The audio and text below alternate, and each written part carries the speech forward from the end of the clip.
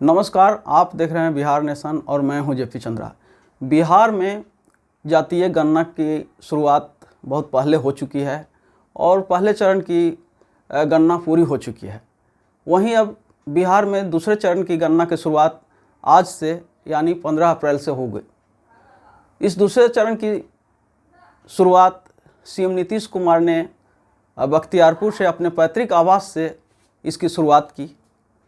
उन्होंने कहा, एक सवाल के जवाब में कहा कि मैं बख्तियारपुर इसलिए जा रहा हूं ताकि हमारी भी वहां पे गणना हो सके, मेरे भाई और सभी परिवार वहां हैं और हमारी जन्म भी वहां हुई है।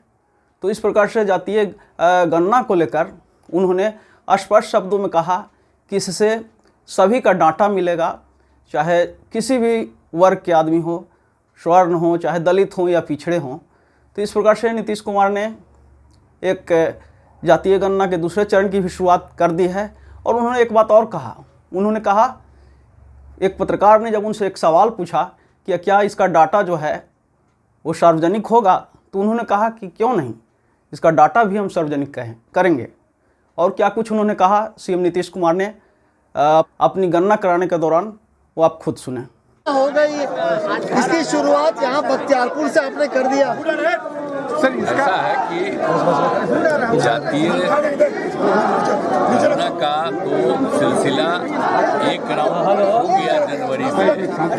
सबके पर देखने के लिए घर है, कौन कहाँ है, और उसके बाद आज से गणना शुरू हो रही है। और कौन है, उनके परिवार में कितने हैं, कहाँ रहते हैं, एक एक चीज के बारे में, कोई मान लीजिए कि यहाँ का है लेकिन अब यहाँ नहीं, उसके परिवार का कुछ बाहर रहता है, यहाँ से मतलब नहीं है। ये सारी चीज़ों का आकलन किया गया। और दूसरी चीज़ है कि ये भी हम लोग चाहते हैं कि इसमें ये भी पता चलेगा आर्थिक स्थिति का, हर परिवार की आर्थिक स्थिति का, चाहे वो किसी भी जाति का हो, अपर कास्ट का हो, बैकवर्ड हो, अति पिछड़ा हो, एससी हो, एसटी हो, हिंदू हो, मुस्लिम हो, कोई हो, सबके आर्थिक स्थिति का भी जानना। तो ये सब जरूरी हम लोगों ने किया है। तो सब चीज़ों के बारे में पूरी जानकारी मिलेगी तो आगे और राज्य के विकास के लिए काम करेंगे। तो एक तो संख्या मिल जाएगी और दूसरी बात है कि मुक्त जाति नहीं बोलना है, जाति आधारित करना है, वो सब कुछ करा दिया गया है लोगों को। तो कि अगर कोई बोलेगा तो बगल वाले में भी बता ही देंगे लोग, तो उसको करके सब एक एक चीज़ है कि जाति आधारित होगा। और फिर चूँकि आप जानते हैं कि हमारे पिताजी यही थे और हमारा जन्म यही हुआ, मेरे बड़े भाई का सबका जन्म यही हुआ है। तो कल ही ये लोग बोले कि शुरू हो रहा है, हमको ही लोग बोले कि आप जरा चल के दिल्ली में जो शुरू हुई है, सॉरी पटना में जो शुरू होगा, तो आप भी जरा देखिए। हमने कहा हम देखने क्या जाएंगे, हम अपना ही करा देते हैं। तो हमारा तो जहाँ जन्म हुआ है वहीं जाएंगे।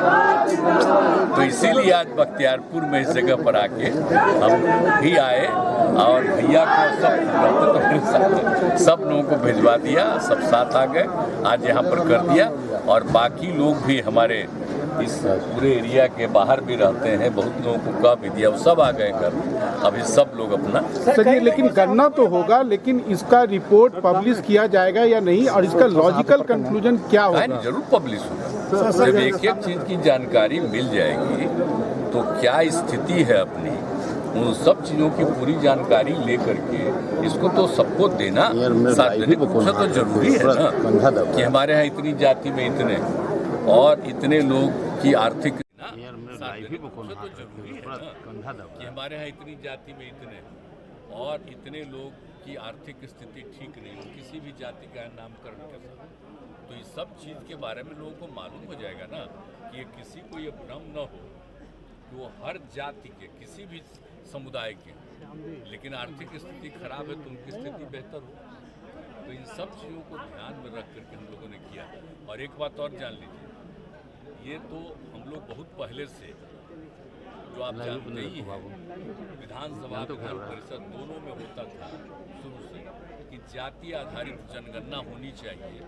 हम लोग वहाँ से रिपोर्ट दिल्ली भेजते थे, 2 बार हम लोगों ने भेजा और उसके बाद देर हो गया उसको करने में, तो फिर हम लोग सारी पार्टियां जितनी सब लोगों को लेकर के हम माननीय प्रधानमंत्री जी से मिले और उनको भी कहा। तो बाद में हमको खबर आया कि भाई हम लोग तो नहीं करेंगे जाति आधारित जनगणना, आप लोगों को जाति के आधार पर जानकारी लेना है तो अपने राज्य में करिए। ये खबर जब आ गई तभी हम लोगों ने फिर सारे पार्टियों की मीटिंग और उसी में तय हो गया सारे पार्टियों की मीटिंग में कि हम लोग यहाँ पर जाति आधारित गणना करेंगे। जनगणना तो केंद्र सरकार का अधिकार है, तो हम लोग गिनती कर लेंगे, जानकारी ले लेंगे और अपने राज्य के विकास के लिए और लोगों के सुविधा के लिए होगा।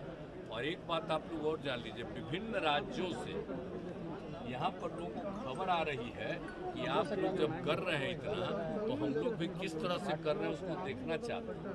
आप जरा सोच लीजिए। तो हम लोगों ने बार बार मीटिंग करके और सबकी ट्रेनिंग कराई गई है कि ठीक ढंग से एक एक चीज़ की जानकारी लीजिए और पूरे तौर पर सारी जानकारी होगी और बढ़िया ढंग से आप करिएगा तो उसका बाकी लोग भी देखना चाहते हैं तो देखेंगे। और ज़्यादातर राज्य कह रहा होना चाहिए। और आप तो जानते हैं ये मांग हम लोग तो बहुत पहले से कर रहे थे, पार्लियामेंट में भी ये सब बात करते रहते थे। अब अंत में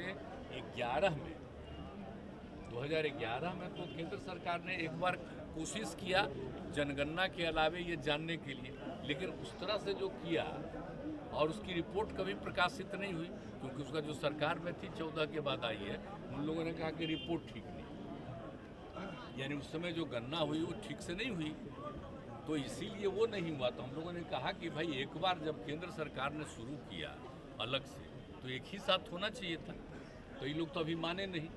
और आप देख रहे हैं कि हर 10 साल पर होता था, अब इतना साल बीत जाने के बाद भी अभी तक नहीं शुरू हुआ जनगणना।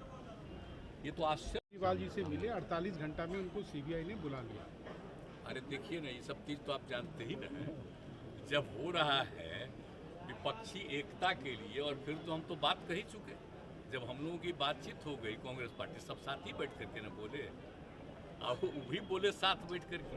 अब उनके ऊपर कार्रवाई जो कुछ भी आप जान ही न रहे हैं कि एक जगह जब सारा अपोजिशन, अधिक से अधिक अपोजिशन एक साथ जुड़ने की स्थिति पैदा हो रही है, तो जो लोग हैं केंद्र में उनको तो चिंता है ना, इसलिए पता नहीं क्या क्या करेंगे अभी। लेकिन ये सब करने से क्या होगा, होगा तो चुनाव हुआ ना। इसीलिए नहीं, हम नहीं बनेंगे।